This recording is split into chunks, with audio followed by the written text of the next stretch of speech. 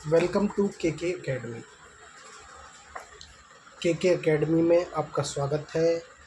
चलिए आज बात करते हैं क्लास 7 एनसीईआरटी सोशल साइंस हमारे अतीत पाठ नंबर 2 राजा और उनके राज्य।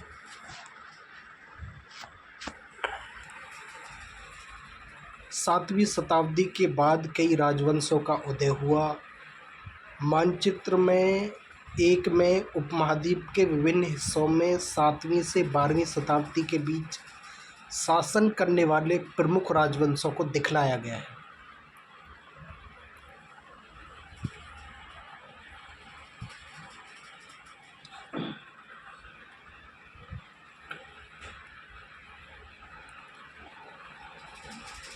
इंद्रप्रस्थ, चाहमान प्रतिहार, गुर्जर प्रतिहार, परमार, राष्ट्रकूट, चंदेल, कन्नौज, बनारस, प्रयागराज, कलिंग, पूर्वी चालुक्य, वेंगी, मालखेद, मान्यखेत, चोल, चेर, पांड्यन, पाल, ये सब दे रखे हैं। और नदी भी दे रखी है कुछ। ये झेलम नदी है, ये नर्मदा नदी है, ये ताप्ती नदी है, ये गोदावरी है, ये कृष्णा है, तुंगभद्रा है, कावेरी है, महानदी है, ब्रह्मपुत्र है, ये बंगाल की खाड़ी है, ये लक्षद्वीप है, अंडमान निकोबार है, ये अरब सागर है, ये बंगाल की खाड़ी है, ये तिब्बत है, ये कश्मीर है, ये मुल्तान के अरब हैं, ये मंसूर के अरब हैं, मंसूर के। तो ये सब है। मानचित्र 1 सातवीं से 12वीं शताब्दियों के प्रमुख राज्य। मानचित्र 1 में गुर्जर प्रतिहार, राष्ट्रकूट, पाल, चोल, चाहमानों के स्थान का निर्धारण कीजिए। क्या आप के उन राज्यों की पहचान कर सकते हैं? क्या आप आज के उन राज्यों की पहचान कर सकते हैं जिन पर उनका नियंत्रण था? ये हो गया।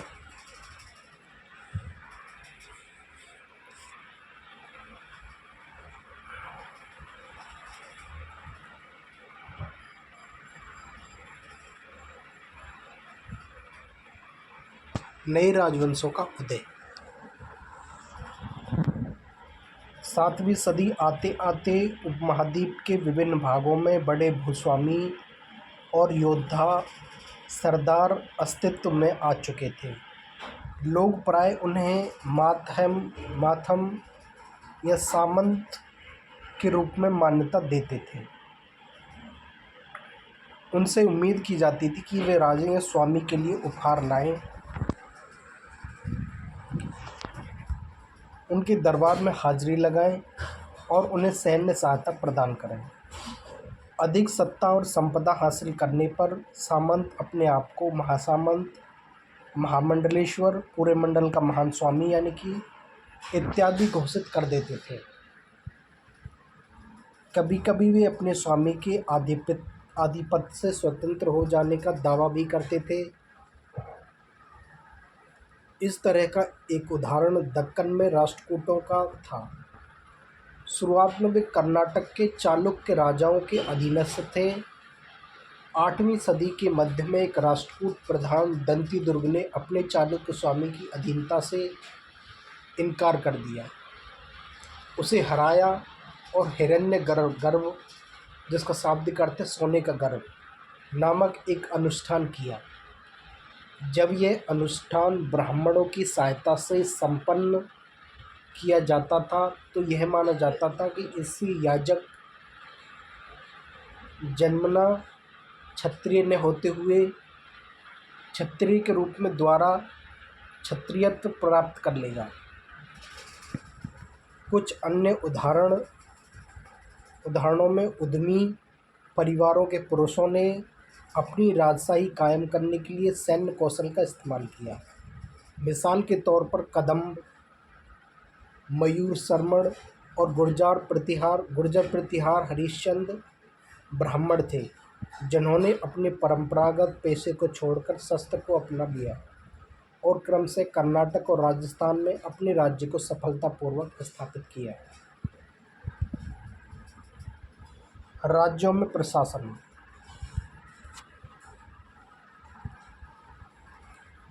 इन नए राजाओं में से कईयों ने महाराजाधिराज, राजाओं के राजा, त्रिभुवन चक्रवर्ती, तीन भुवनों का स्वामी और इस तरह की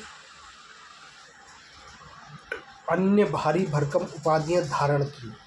लेकिन इस तरह के दावों के बावजूद वे अपने सामंतों और साथ ही साथ किसान, व्यापारी तथा ब्राह्मणों के संगठन के साथ अपनी सत्ता की साझेदारी करते थे। एलोरा की गुफा। नंबर 15 का भित्ति चित्र, जिसमें विष्णु को नरसिंह अर्थात पुरुष सिंह के रूप में दिखलाया गया है, यह एक राष्ट्रकूट कला की कृति है। क्या आपके विचार में उस दौर में एक शासक बनने के लिए क्षत्रिय के रूप में पैदा होना महत्वपूर्ण था?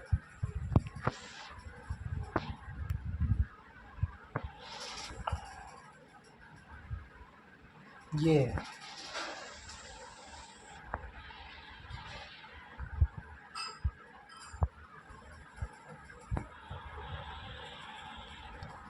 इन सभी राज्यों में उत्पादकों अर्थात किसानों, पशुपालकों, कारीगरों से संसाधन इकट्ठा किए जाते थे। इनका अक्सर अपने उत्पादों का एक हिस्सा त्यागने के लिए मनाया या बाध्य किया जाता था। कभी कभी इस हिस्से को लगान मानकर वसूला जाता था, क्योंकि प्राप्त करने वाला भूस्वामी होने का दावा करता था। राजस्व व्यापारियों से भी लिया जाता था। 400 कर। तमिलनाडु में शासन करने वाले चोल वंश के अभिलेखों में विभिन्न किस्म के करों के लिए 400 से ज़्यादा सूचक शब्द मिलते हैं। सबसे अधिक उल्लिखित कर है वेट्ठी, जो नकद की बजाय जबरन श्रम के रूप में लिया जाता था, यानी जबरन श्रम, और कदमाई यानी कि भू राजस्व थे। मकान पर छाजन डालने पर लगने वाला कर, खजूर या ताड़ के पेड़ पर चढ़ने के लिए सीढ़ी के इस्तेमाल पर लगने वाला कर, पारिवारिक संपत्ति का उत्तराधिकार हासिल करने के लिए लगने वाला कर इत्यादि का भी उल्लेख मिलता है। क्या आज इनमें से कोई कर वसूले जाते हैं? ये संसाधन राजा की व्यवस्था का वित्तीय आधार बनते थे, साथ ही मंदिरों और दुर्गों के निर्माण में भी इस्तेमाल होते थे। संसाधन उन युद्धों को लड़ने में भी इस्तेमाल होते थे जिनसे लूट की शक्ल में धन मिलने की तथा जमीन और व्यापारिक मार्गों के प्रयोग की संभावना बनती थी। राजस्व वसूली के लिए पदाधिकारियों की नियुक्ति सामान्यतः प्रभावशाली परिवारों के बीच से ही की जाती थी और प्राय वंशानुगत होती थी। सेना में भी ऐसा ही होता था। कई बार राजा के निकट संबंधी ही इन ओहदों पर होते थे। प्रशस्ति और भूमि अनुदान। प्रशस्तियों में ऐसे ब्यौरे होते थे जो शब्दशः सत्य नहीं भी हो सकते थे, लेकिन ये प्रशस्तियाँ हमें बताती हैं कि शासक खुद को कैसा दर्शाना चाहते थे। मिसाल के लिए शूरवीर, विजयी योद्धा के रूप में ये विद्वान ब्राह्मणों द्वारा रची गई थी, जो अक्सर प्रशासन में मदद करते थे।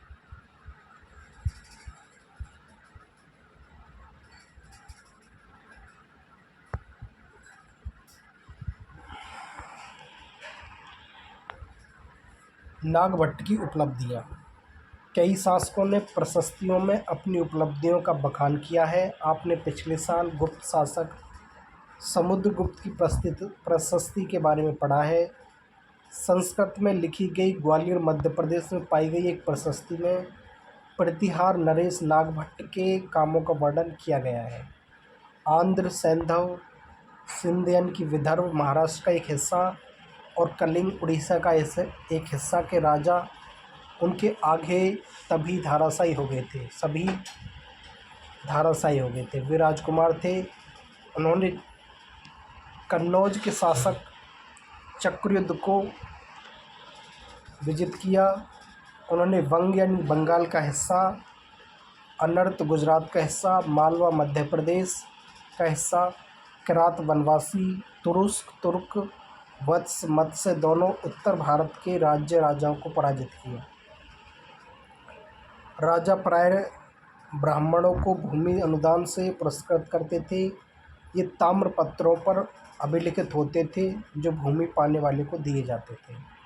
यह ताम्र पत्र। इस अभिलेख में उल्लिखित इलाकों में से कुछ को मानचित्र में ढूंढने की कोशिश कीजिए। दूसरे राजाओं ने भी इसी तरह के दावे किए थे। आपके विचार से ऐसे दावों ने क्यों किए गए होंगे? यह थोड़ा संस्कृत और थोड़ा तमिल में लिखा हुआ ताम्रपत्रों का एक संग्रह है, जिसमें 9वीं सदी में एक शासक के द्वारा दिए गए भूमि अनुदान का उल्लेख है। जिन कड़ियों से ये पत्र जुड़े हैं उन पर राजसी मोहर लगी है, जो यह बतलाने के लिए एक प्रामाणिक दस्तावेज है।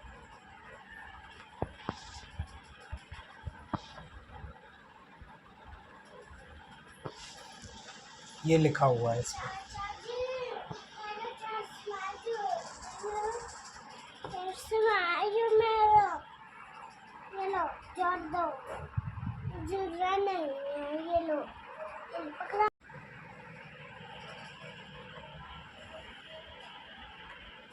भूमि के साथ क्या क्या दिया जाता था? यह चोलों के द्वारा एक भूमि अनुदान के तमिल भाग का एक अंश है। हमने मिट्टी की मेड़े बनाकर, साथ ही कांटेदार झाड़ियाँ लगाकर भूमि की सीमाओं को चिन्हित कर दिया है। इस भूमि पर ये चीज़ें हैं: फलदार वृक्ष, पानी, भूमि, बगीचे और फलोद्यान, पेड़, कुएं, खुली जगह, चरागाह, एक गांव, बावी, चबूतरे, नहरें, खाइयाँ, नदियाँ, दलदली ज़मीन, हौज़, अन्नागार, मछलियों के तालाब, मधुमक्खियों के छत्ते और गहरी झीलें। जिससे यह भूमि मिलती है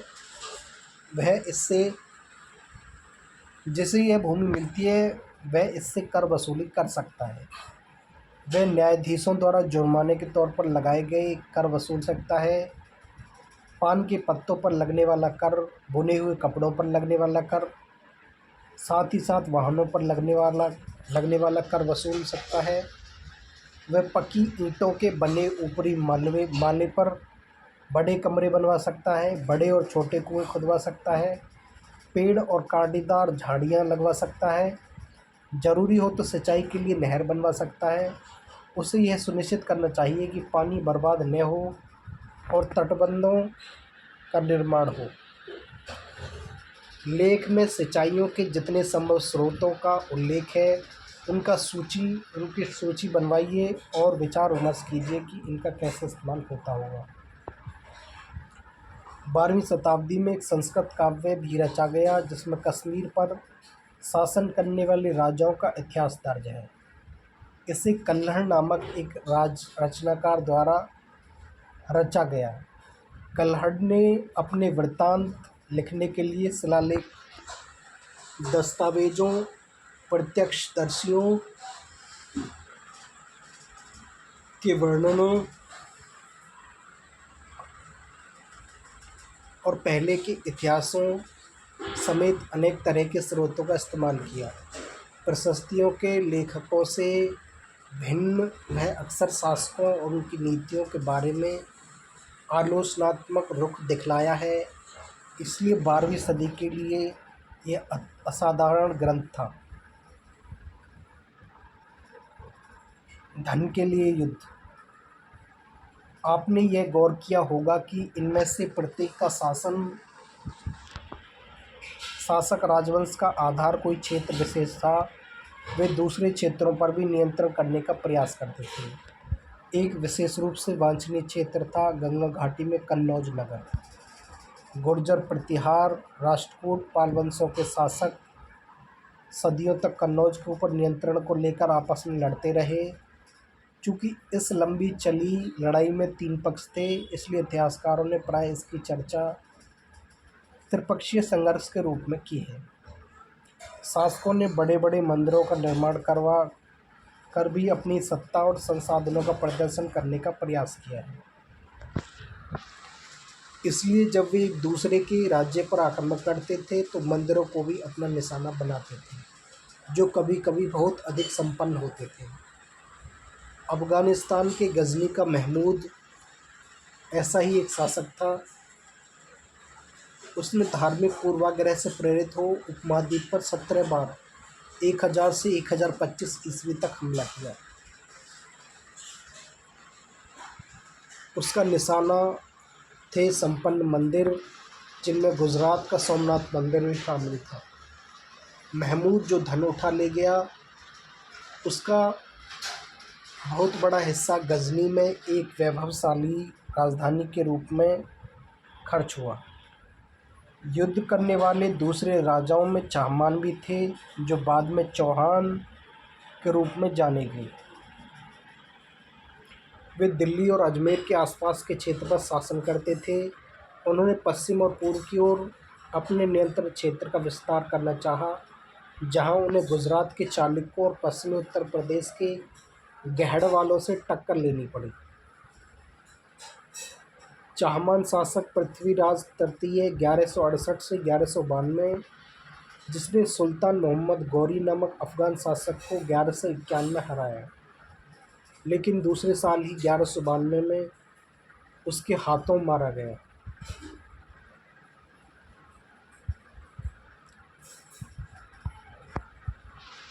मानचित्र 1 को देखें और वे कारण बताएं जिनके चलते ये शासक कन्नौज और गंगा नदी के ऊपर नियंत्रण चाहते थे। मानचित्र 1 को दोबारा देखिए और विचार विमर्श कीजिए। चाहमानों ने अपने इलाके का विस्तार क्यों करना चाहा होगा।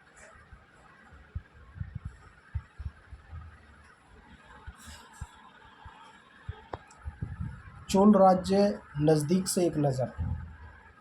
उरैयूर से तंजावुर तक चोल वंश सत्ता में कैसे आया। कावेरी डेल्टा में मुट्टियार नाम से प्रसिद्ध एक छोटे से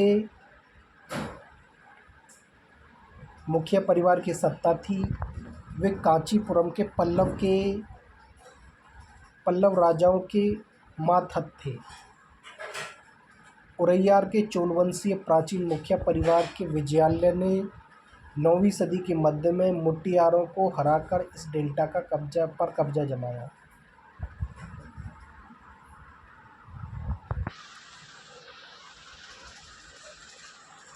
उसने वहां तंजावुर शहर और निशुंभ सुदनी देवी का मंदिर बनवाया।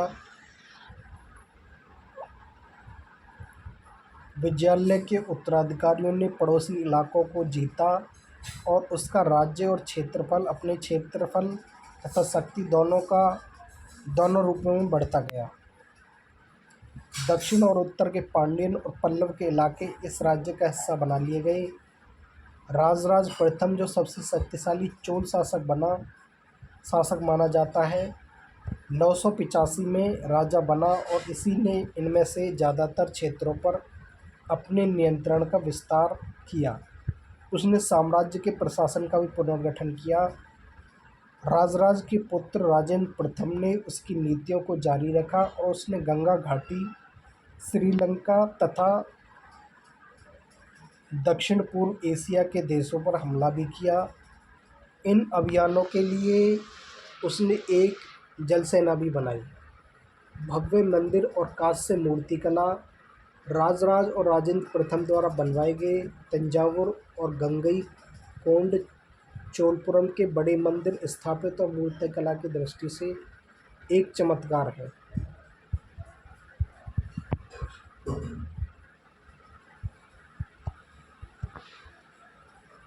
यादव चालुक्य विक्रमादित्य के अंतर्गत ये कल्याणी है, कदंब है, बादामी है, वनवासी है, गंगावादी, चोलवादी, लोलामवादी, कोच्चि, ओरैयू, तंजावुर, गंगईकोंड चोलपुरम, मदुरई पांडियन, दक्षिण कलिंग कलिंग, ये सब है।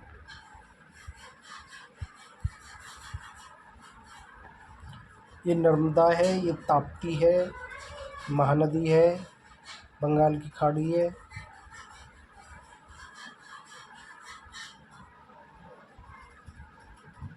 ये हिंद महासागर है, लक्षद्वीप, अरब सागर।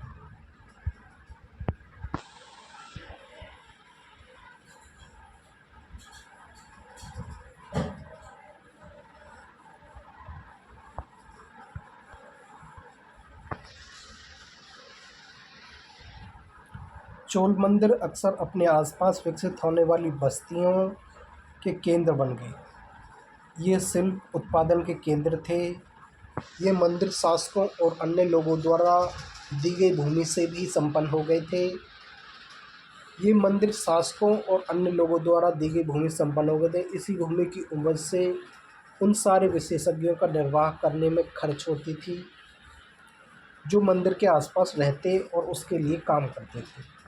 पुरोहित, मालाकार, बावर्ची, मेहतर, संगीतकार, नर्तक इत्यादि। दूसरे शब्दों में मंदिर सिर्फ पूजा आराधना के स्थान नहीं थे, वे आर्थिक, सामाजिक, सांस्कृतिक और जीवन के केंद्र भी थे। मंदिर के साथ जुड़े हुए शिल्पों में सबसे विशिष्टता कांस्य प्रतिमाएं बनाने का काम। चोल कांस्य प्रतिमाएं संसार की सबसे उत्कृष्ट कांस्य प्रतिमाओं में गिनी जाती हैं। ज़्यादातर प्रतिमाएं तो देवी देवताओं की ही होती थी, लेकिन कुछ प्रतिमाएं भक्तों की भी बनाई जाती थी।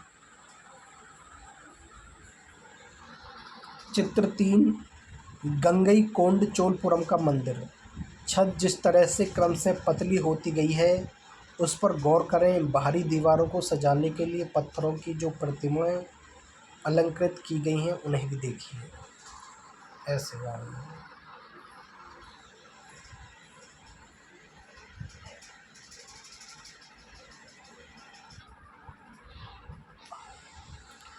कृषि और सिंचाई। चोलों की कई उपलब्धियां कृषि में हुए नए विकासों के माध्यम से संभव हुई। मानचित्र 2 देखिए और गौर कीजिए कि कावेरी नदी बंगाल की खाड़ी से मिलने से पहले कई छोटी छोटी नदी बंगाल की खाड़ी में मिलने से पहले कई छोटी छोटी शाखाओं में बढ़ जाती हैं। ये शाखाएं बार बार पानी उलीचती हैं, जिससे किनारों पर उपजाऊ मिट्टी जमा हो जाती है। शाखाओं का पानी कृषि, विशेषतः चावल की खेती के लिए आवश्यक आर्द्रता भी मुहैया कराता है।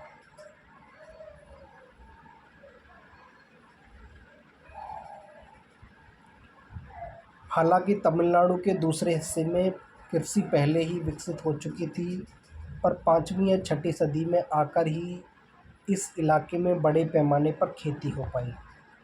कुछ इलाकों में जंगल को साफ किया जाना था और कुछ दूसरे इलाकों में ज़मीन को समतल किया जाना था।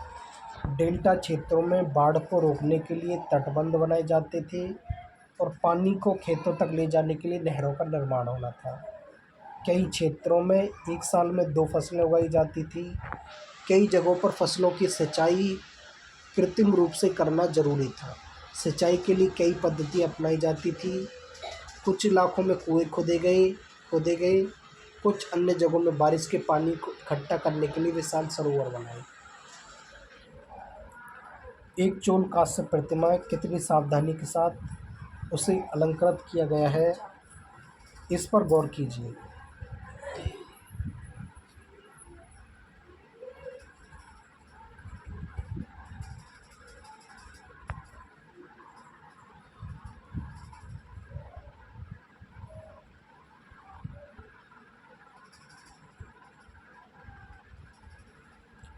स्मरण रहे कि सिंचाई के काम में योजना की ज़रूरत होती है, जैसे श्रम संसाधनों को व्यवस्थित करना, इन कामों की देखरेख करना और यह तय करना कि पानी का बंटवारा कैसे किया जाए।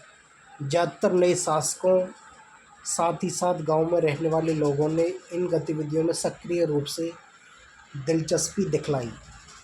साम्राज्य का प्रशासन किस प्रकार संगठित था। किसानों की बस्तियां जो उर कहलाती थी, सिंचित खेती के साथ साथ बहुत समृद्ध हो गई थी। इस तरह के गांवों के समूह को नाडु कहा जाता था। ग्राम परिषद और नाडु न्याय करने और कर वसूलने के कई प्रशासनिक कार्य करते थे। धनी किसानों को केंद्रीय चोल सरकार की देखरेख में नाडु के कामकाज में अच्छा खासा नियंत्रण हासिल था। उनमें से कई धनी भूस्वामी को चोल राजाओं के सम्मान के रूप में मोवेंद वेलन, 3 राजाओं को अपनी सेवा प्रदान करने वाला वेलन या किसान, अरैयार प्रधान जैसी उपाधियां दी और उन्हें केंद्र में महत्वपूर्ण राजकीय पद सौंपे। चित्र 5, नई शताब्दी। तमिलनाडु का एक जलद्वार हौद से नदी की शाखाओं में पानी के प्रवाह को इस जरिए नियंत्रित किया जाता था। इस पानी में खेत सींचे जाते थे। जलद्वार पारंपरिक रूप से एक लकड़ी या धातु बाधा है जो आमतौर पर पानी के स्तर को नियंत्रित और नदियों और नहरों में दर प्रवाह को संचालित करता है।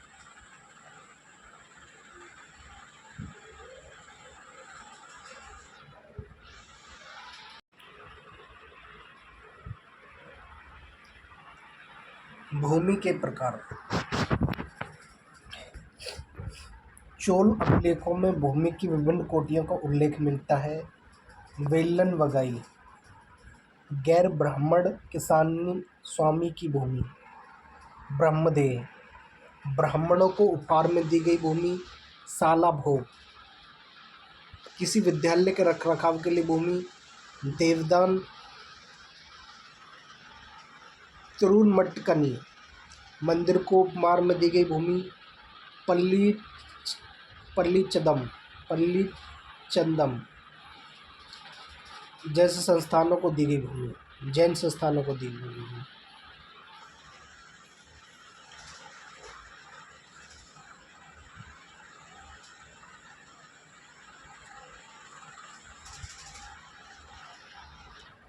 हमने देखा कि ब्राह्मणों को समय समय पर भूमि अनुदान या ब्रह्मदेय प्राप्त हुआ है।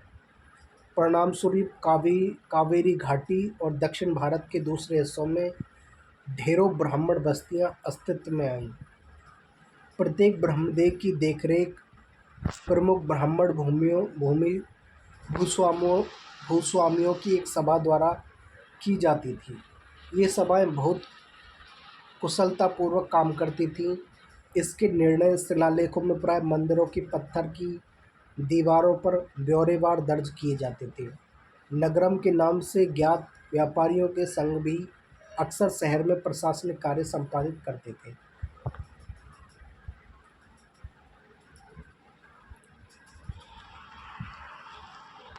तमिलनाडु के चिंगलपुट जिले के उत्तर मेरूर से प्राप्त अभिलेखों में इस बात का सविस्तार वर्णन है कि ब्राह्मणों की सभा का संगठन कैसा था।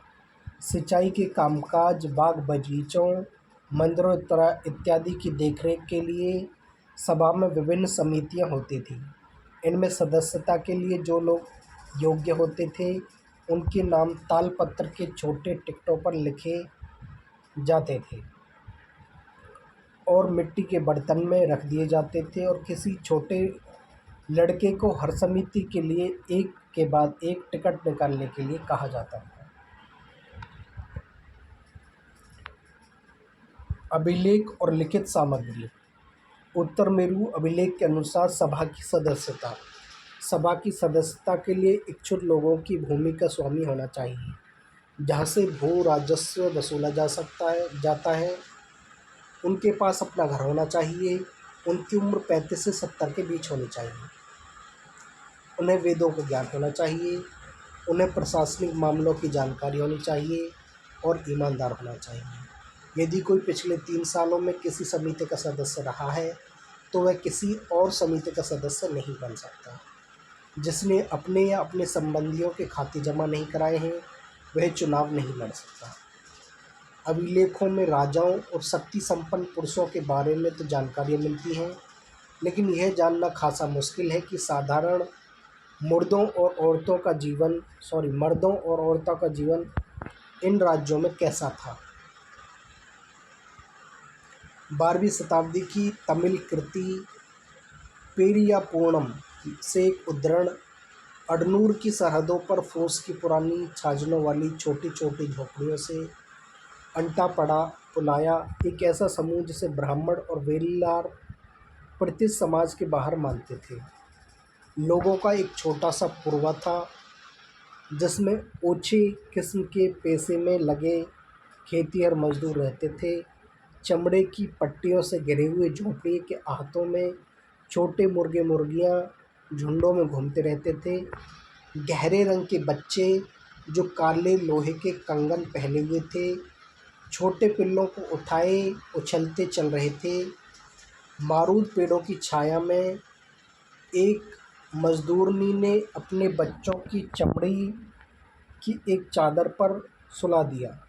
आम के पेड़ भी थे जिनकी शाखाओं पर नगाड़े लटके हुए थे और नारियल के पेड़ों के नीचे ज़मीन में बने छोटे गड्ढों में छोटे सिरों वाली कुतिया पिल्लों को दूध पिलाने के बाद लेटी हुई थी। लाल कलगी वाले मुर्गों ने पों फटने से पहले तगड़े पुलाया का बहुवचन को दिन के काम पर जाने की हाँक लगाते हुए बांग दे दी। धान कुट की लहरदार बालों वाली पुलाया स्त्रियों के गाने की आवाज़ रोजाना काजी वृक्ष की छाया में फैलती थी। क्या आपको लगता है कि महिलाएं इन सभाओं में हिस्सेदारी करती थी? क्या आप समझते हैं कि समितियों की सदस्यता के चुनाव के लिए लॉटरी का तरीका उपयोगी होता था? क्या इस पुरवे में कुछ ब्राह्मण थे? जितनी तरह की गतिविधियां चल रही थी उनका वर्णन करें। आपके ख्याल से अभिलेखों में इन सब का उल्लेख क्यों नहीं किया गया?